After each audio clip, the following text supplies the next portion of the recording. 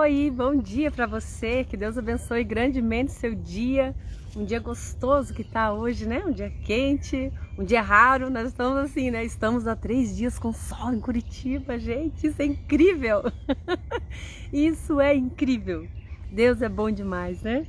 Então, vamos continuar a leitura de ontem, aqui no livro de Romanos, né? No capítulo 4, onde Paulo continua ali explicando para a igreja a diferença da justificação em Jesus Cristo, que não tinha a ver com aquela aliança que o povo judeu tinha feito por meio de Abraão, da circuncisão, né? Então aqui ele faz mais uma explicação a respeito disso, e não é só para o povo judeu, mas para mim e para você, não é pelas obras, é pela graça de Deus, e às vezes é tão difícil a gente receber do Senhor gratuitamente aquilo que Ele nos dá, porque Ele nos ama, né? Não é pelos nossos esforços, não é por aquilo que a gente faz, é por aquilo que Ele fez, né? Glórias ao Senhor por isso.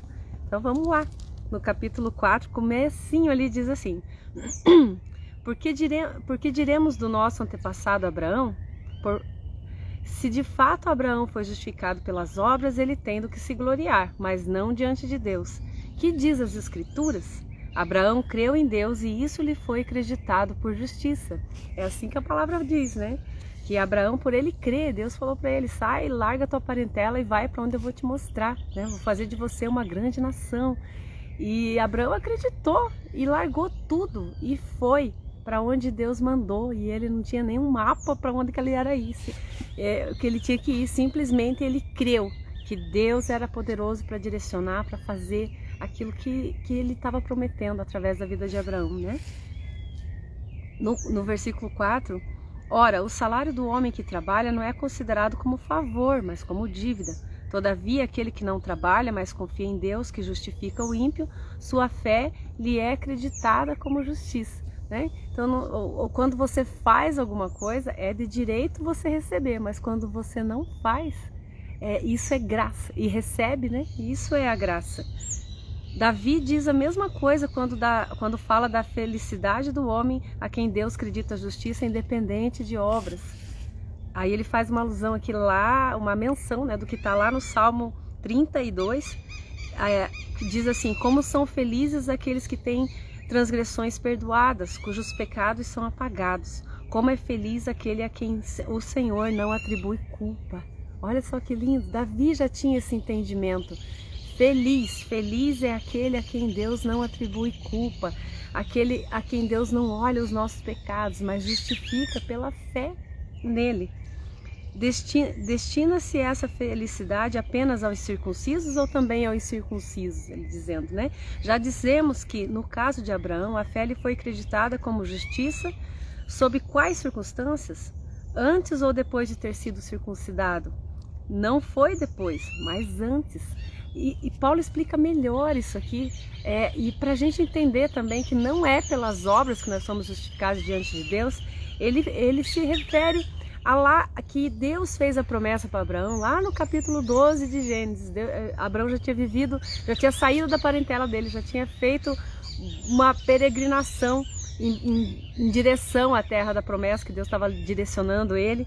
E Deus falou para ele: em ti serão benditas todas as nações da terra. Então, antes de Deus estabelecer a aliança como circuncisão para a vida de Abraão, e lá em Gálatas, Paulo explica melhor isso aqui, dizendo a respeito da lei, porque os judeus eles prezavam tanto pelo cumprimento da lei, e mesmo aqueles que vieram a conhecer o Evangelho de Jesus Cristo, eles continuavam impondo às outras pessoas, às outras nações, que cumprissem toda a lei e crescem em Jesus ainda. Aí ele falou assim: se nem vocês conseguiram crer, né, cumprir toda essa lei, vão imputar isso para outras pessoas. Por quê? Né? Houve até uma discussão entre ele e Pedro, que está narrado lá no livro de Atos dos Apóstolos a respeito disso. E em Gálatas ele explica que as tábuas da lei ali dadas a Moisés vieram depois da promessa que Deus já tinha feito para Abraão. Quando Deus falou lá para Abraão que nele seria bendito todas as nações da terra, ele não tinha feito aliança nenhuma com o homem, ele não tinha estabelecido lei nenhuma, condição nenhuma, simplesmente ele deu essa bênção gratuitamente, né? E é isso que ele está explicando aqui. No 11, assim ele recebeu a circuncisão como um sinal, né? como selo da justiça que ele tinha pela fé, quando ainda não fora circuncidado. Portanto, ele é o pai de todos os que creem, sem terem sido circuncidados, a fim de que a justiça fosse creditada também a eles. E é igualmente o pai dos circuncisos, que não somente são circuncisos, mas também andam nos passos da fé que teve nosso pai Abraão antes de passar pela circuncisão. Então, lá em Gálatas, Paulo explica melhor ainda isso, que nós somos herdeiros da promessa de Deus por meio de Jesus Cristo, porque a promessa foi para todas as nações da terra, não só para aqueles que tinham uma aliança com Deus, através daqueles sinais da aliança. Oi, Márcio, beijo, Deus abençoe você também. E no 13, não foi mediante a lei que Abraão e a sua descendência receberam a promessa de que ele seria herdeiro do mundo, mas mediante a justiça que vem da fé. Pois se os que vivem pela fé são herdeiros, a fé já não tem valor e a promessa é inútil. Portanto, a lei produz a ira, e onde não há lei, não há transgressão. Oi, Rose, tudo bem? Então, aqui ele mais uma vez falando, né, aquilo que ele estava explicando ali no capítulo anterior, que a lei ela serve como uma medida para mostrar onde é que está o erro. Então, se não tivesse lei, não haveria transgressão. Imagine um lugar onde tudo é possível, né? Qualquer erro que for cometido não vai ser punido, porque não existe nenhuma lei que identifique isso, né? E daí ele continua ali no 16. Portanto, a promessa vem pela fé, para que seja de acordo com a graça e seja assim garantida a toda a descendência de Abraão, não apenas aos que estão sob o regime da lei, mas também aos que têm fé que Abraão teve, né? Ele é o pai de todos nós. A Bíblia fala muito isso lá em Hebreus também, que Abraão é o pai da fé. E dele descendeu ali o povo judeu, as 12 tribos de Israel, né? Abraão gerou a Isaac, Isaac a Jacó, e Jacó teve ali os 12 filhos, que foi as 12 tribos de Israel. Esse povo todo foi separado por Deus para conhecer as Escrituras, para Deus se revelar a ele, para que por meio desse povo todas as nações da terra fossem alcançadas. E hoje nós estamos debaixo dessa promessa. E a palavra também diz que os olhos deles seriam obscurecidos, o entendimento dele, para que nós fôssemos alcançados. Então eles ainda não receberam Jesus como Messias, mas isso também era a profecia do Senhor, um propósito do Senhor, para que outras nações fossem alcançadas por meio do que aconteceu, do sacrifício de Jesus, né? Ele é o nosso Pai aos olhos de Deus, em quem creu, o que dá vida aos mortos e chama à existência as coisas que não existem como se existissem.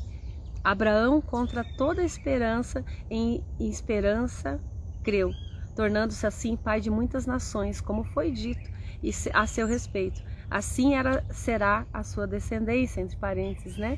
Aquilo que Deus falou para ele, que falou para ele olhar para o céu e contar as estrelas do céu, e assim seria multiplicado toda a descendência dele. Sem se enfraquecer na fé, reconheceu que o seu corpo já estava sem vitalidade, pois já contava cerca de 100 anos de idade, e que também o ventre de Sara já estava sem vigor. Mesmo assim, não duvidou. Quando Deus prometeu a Abraão que ele daria um filho, né? Ele tinha por volta de 75 anos, depois, 25 anos depois, os historiadores dizem que foi quando nasceu Jacó, quando nasceu Isaac. Então, ele já estava ali ele não perdeu a esperança, mesmo sabendo que já, pela natureza, aquilo já não seria mais possível. E Deus cumpriu ainda assim a promessa dele, estando plenamente convencido de que era poderoso para cumprir o que havia prometido. Em consequência, isso lhe foi creditado como justiça. As palavras que lhe foi creditado não foram escritas apenas para ele, mas também para nós, a quem Deus creditará justiça a nós que cremos naqueles que ressuscitou dos mortos, Jesus nosso Senhor. Por isso que a nossa justificação diante de Deus hoje também é pela fé. Porque Deus justificou Abraão porque ele creu na promessa que Deus fez a ele, que dele seria uma grande nação, mesmo ele tendo a mulher estéril, né? E ele creu que Deus estava separando ele para um propósito, quando ele largou toda a parentela dele e foi peregrinar no deserto, e a Bíblia fala que ele viveu em tendas a vida toda, né? Acreditando em Deus, acreditando na promessa que Deus havia feito a ele. E considerado ali, né, o pai da fé. E assim, da mesma forma como ele foi justificado pela fé, nós também somos justificados por essa fé em Jesus Cristo. Nós vamos ler um pouquinho, nós vamos ver, né, mais para frente ali, acho que no capítulo 9 de Romanos, onde Paulo fala isso, que a fé, a salvação vem pela declaração da palavra. Se você declara que Jesus é o Senhor e crê no seu coração que Deus o ressuscitou diante dos mortos, você será salvo, é assim que a palavra diz. Então é só crer, é tão fácil a gente pertencer a Jesus, pertencer a Deus e receber a salvação e a promessa dele por meio do Espírito Santo de Deus. E às vezes a gente hesita, né? Talvez por toda essa facilidade que é. Basta crer, só basta crer. E no último versículo ali, o 25, ele diz: ele foi entregue à morte por nossos pecados e ressuscitado para a nossa justificação. Então, Deus cumpriu tudo aquilo que ele estabeleceu lá no jardim, foi quando Deus traçou um plano de resgate, de redenção do homem também, quando Adão pecou, né? Aí, ali mesmo, Deus falou que da semente da mulher viria aquele que pisaria a cabeça da serpente. E Deus cumpriu tudo isso, Deus direcionou todas essas coisas até o cumprimento da promessa dele, que foi o derramamento do Espírito sobre toda a carne. Deus é maravilhoso, que ele abençoe seu dia grandemente, né? E amanhã, se Deus quiser, estaremos aqui de novo. Vamos ler o capítulo 5 de Romanos. Até!